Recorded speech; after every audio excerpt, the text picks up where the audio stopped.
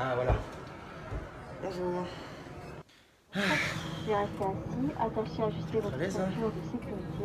Oh, il y a un compte à rebours. 4, 3, 2, 1.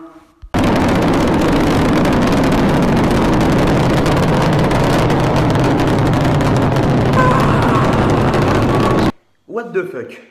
Ce sont certainement les mots qui vous viennent à l'esprit en premier lorsque vous avez vu cette introduction, étant donné que le titre de la vidéo dit que nous allons traiter du sujet de l'aéronautique dans le futur et non pas du spatial. Mais le sujet que nous allons traiter avec cette fusée sera, comment dire, un projet d'un certain Elon Musk, duquel j'ai déjà parlé dans mes vidéos, qui veut concrétiser un projet de BFR Earth to Earth. Alors, pour commencer, la BFR c'est quoi? La BFR c'est une fusée géante qui sera en deux parties, où il y aura un immense booster qui va propulser tout le bousin, et la partie habitable qui sera tout en haut. Et en fait c'est un vaisseau qui de base était censé emmener des gens sur Mars. Mais Elon Musk il s'est dit, tiens, et si on s'en servait comme moyen de transport intercontinental?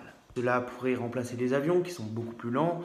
Et le but en fait de ce projet serait, comment dire, de transporter et de voyager n'importe où sur la planète en moins d'une demi-heure. En gros, si vous êtes un multimillionnaire, que vous avez l'argent, parce que ça doit quand même coûter bonbon, surtout si le projet prend vie et au début du développement, je pense que le prix du billet sera un petit peu salé. Imaginons, vous êtes à New York, vous avez un rendez-vous d'affaires à Pékin dans une heure, et vous pouvez prendre une fusée pour vous y rendre en moins d'une heure. Voilà, n'importe où sur la planète, vous pouvez y aller en moins d'une heure.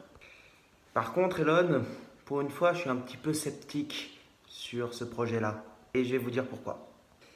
Comme on peut le voir sur l'image que j'ai mis dans l'intro de vidéo, la fusée décolle d'une barge pas très loin d'une ville. Je vous montre une photo, allez. Le problème est que déjà la BFR serait plus puissante qu'une Saturn V. Et la Saturn V, pour vous donner une idée, c'est jusque-là, et même encore à l'heure actuelle, l'engin spatial, la fusée la plus puissante jamais construite. Si vous voulez en savoir plus, n'hésitez pas à aller voir ma vidéo sur l'ère spatiale. Sachant qu'au décollage, la Saturn V faisait des vibrations, faisait ressentir ces vibrations à 80 km à la ronde, je doute que, comment dire, sur les côtes où il se trouvent les villes, on ne ressente rien. Puis imaginez le bruit de taré. Les énormes moteurs doivent produire un boucan infernal. Et puis même, quand le BFR revient et qu'il traverse le mur du son, que ce soit au décollage ou à l'atterrissage, au bout d'un moment, ça doit être assez énervant. Et sachez qu'à l'époque du Concorde, le Concorde ne pouvait pas dépasser le mur du son au-dessus des villes. Parce que ça faisait trop de bruit. Imaginez les nuisances sonores avec un truc pareil qui décolle, voire qui arrive. Après, peut-être que dans le futur, on trouvera une solution à tous ces problèmes. Qui sait? En attendant, la stratégie d'Elon Musk laisse penser à voir que si ces deux projets, c'est-à-dire l'Hyperloop pour des transports continentaux à très haute vitesse et la BFR Earth to Earth, qui est donc la fusée ultra puissante qui fera des liaisons intercontinentales en un temps record, l'avion il est où là-dedans? L'avion régional sera remplacé par l'Hyperloop et l'avion long courrier sera donc remplacé par la BFR. Eh bien, pour moi, selon la vision d'Elon Musk, les avions tels qu'on les connaît sont voués à disparaître. Après, je ne pense pas que les deux projets d'Elon Musk prendront vie. Hyperloop, j'en suis persuadé, mais la BFR Earth to Earth, pas du tout.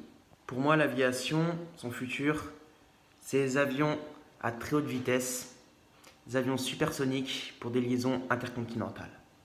D'ailleurs, un projet américain, c'est-à-dire le projet Boom, a été présenté afin de remplacer le Concorde, c'est-à-dire de mettre en service un avion long courrier supersonique qui serait construit sur une base de Concorde, sur la même architecture, bon, pas une base, mais la même architecture, et qui devrait donc avoir la même fonction, mais être plus économe en carburant, et donc forcément modernisé de ce côté-là.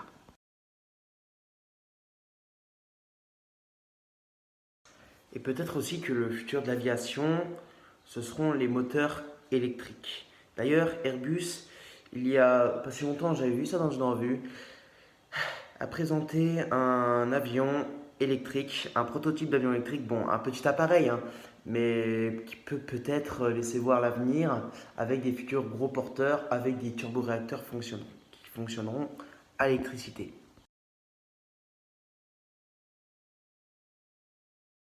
De plus, les véhicules volants individuels seront peut-être présents dans le futur. Moi, je ne pense pas.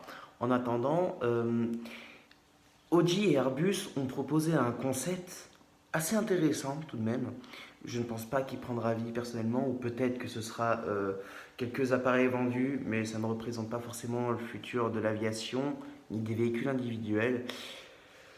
Mais en attendant, ça m'a intrigué. L'idée, en fait, ce serait que vous ayez votre petite voiture électrique, bon, qui ressemble un peu au yaourt, on va pas se le cacher, elle n'est pas très belle, je vous montrerai une photo juste après. Et en fait, il y a une espèce de drone, hein, un espèce de gros système qui marche sur le système d'un drone, qui ira, quand vous le voulez, chercher votre avion, c'est-à-dire le drone se posera sur votre voiture, et cela formera un système qui s'apparente beaucoup à un hélicoptère.